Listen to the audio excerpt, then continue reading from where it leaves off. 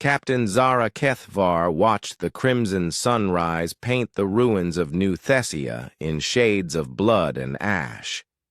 The once magnificent crystal spires of her homeworld lay shattered like broken dreams across the scarred landscape. Behind her, the last surviving members of the Thessian High Council huddled in the makeshift bunker, their usually proud bearing reduced to hollow-eyed desperation.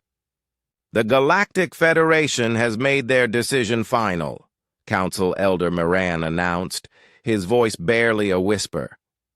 "No military aid, no refugee ships, no intervention." His forearms trembled as he set down the communication device. "They cite the Vorthan Collective's superior firepower and the inevitable outcome of our resistance." Zara's crystalline skin flickered with bioluminescent patterns of rage. 3 months ago, the Thessians had been celebrated members of the galactic community, renowned for their artistic achievements and philosophical wisdom. Now, as the Vorthan war machines systematically eradicated their civilization, they found themselves utterly alone. "What about the Centauri Alliance?" asked Commander Veltar, though his tone suggested he already knew the answer. "They've withdrawn. Their embassy staff," Moran replied bitterly.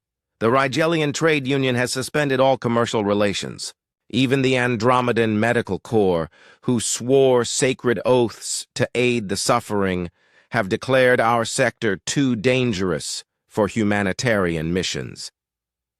The bunker fell silent except for the distant rumble of Vorthan artillery.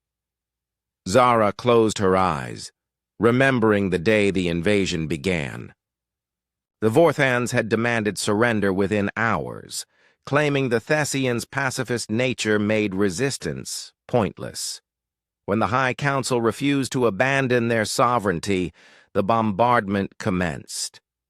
A new voice crackled through the communication. A ray, speaking in the strange melodic language that had become unexpectedly familiar over recent weeks. "Thessian Command, this is Admiral Sarah Chen of the Terran Defense Fleet.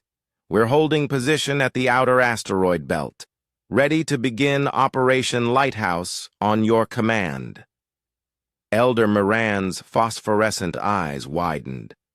"The humans, they're still here?" Zara moved to the communication panel. "Admiral Chen, this is Captain Kethvar. The Federation has officially abandoned us. You have no obligation to—" "Captain," Chen's voice cut through with gentle firmness. "We didn't come here because of obligations. We came because it was right."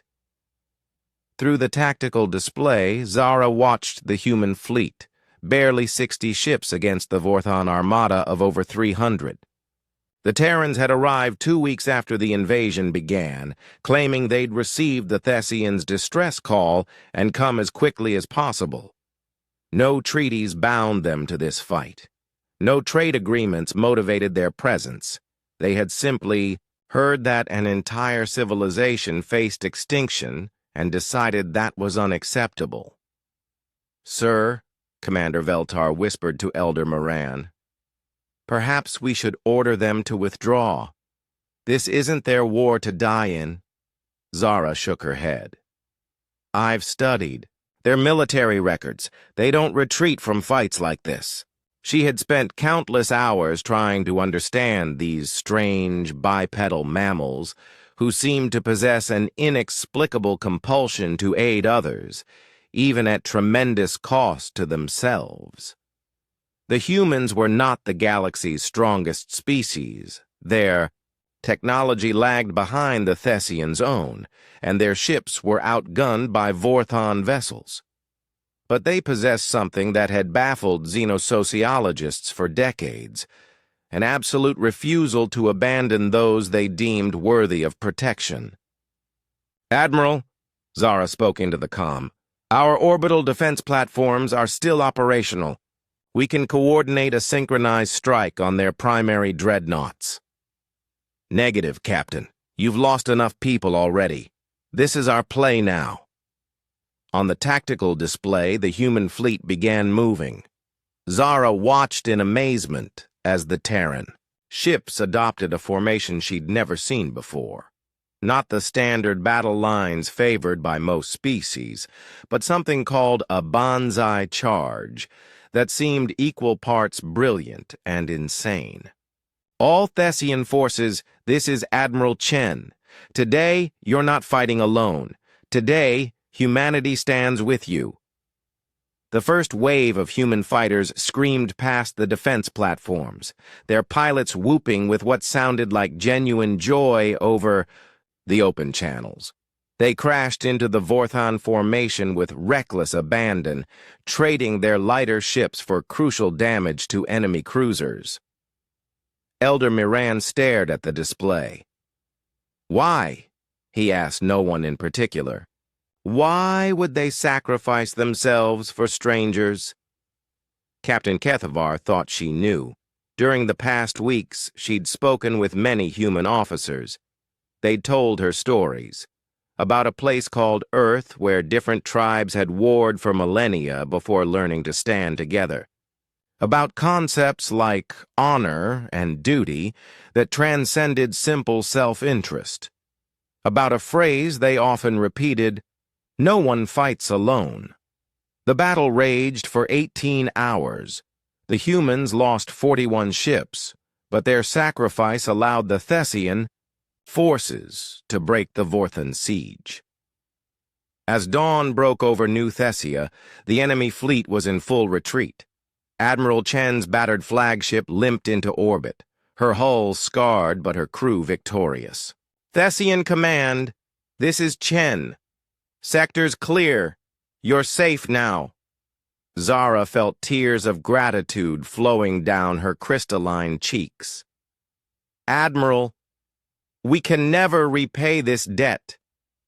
No debt, Captain. That's what friends do. Later, as refugee ships from across Thessian space began returning home, Elder Miran approached Zara at the observation deck. The galaxy turned its back on us, he said quietly. Every species we'd called ally, every civilization we'd aided in the past, they all calculated our odds and found us wanting. Zara nodded, watching the human ships maintaining protective patrol patterns around New Thessia. But humanity didn't. No, Miran agreed. They saw a people in need and decided that was enough. He paused, studying the alien vessels that had become their salvation. Perhaps we've been judging galactic civilization by the wrong standards. Captain Kethavar smiled, her bioluminescence pulsing with patterns of hope and determination. Admiral Chen says they have a motto: leave no one behind. Maybe it's time the rest of the galaxy learned what that really means. As the stars wheeled overhead, the last free world of the Thessian Republic began to rebuild, not alone, but protected by friends who had traveled across the void simply because someone needed help. In a galaxy that had grown cold with calculation and self-interest, humanity burned bright with something far more precious: the unshakable belief that some things were worth fighting for, regardless of the odds.